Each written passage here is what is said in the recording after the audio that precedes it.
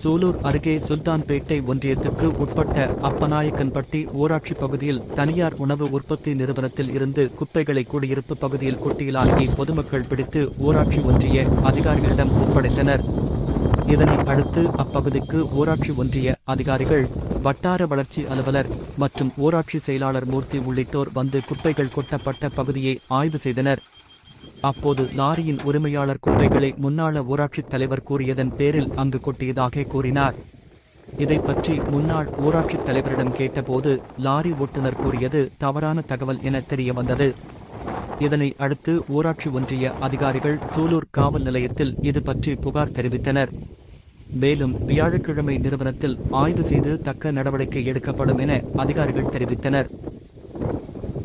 சூலூர் அருகே சுல்தான்பேட்டை ஒன்றியத்துக்கு உட்பட்ட அப்பநாயக்கன்பட்டி ஊராட்சி பகுதியில் தனியார் உணவு உற்பத்தி நிறுவனத்தில் இருந்து குப்பைகளை குடியிருப்பு பகுதியில் கொட்டியலாரியை பொதுமக்கள் பிடித்து ஊராட்சி ஒன்றிய அதிகாரிகளிடம் ஒப்படைத்தனர்.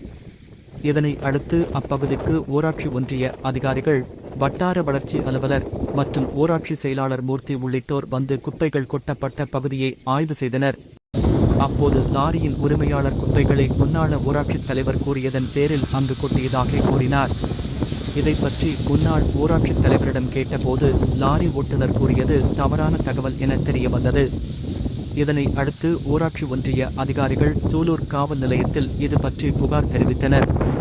மேலும் வியாழக்கிழமை நிறுவனத்தில் ஆய்வு செய்து தக்க நடவடிக்கை எடுக்கப்படும் என அதிகாரிகள் தெரிவித்தனர்.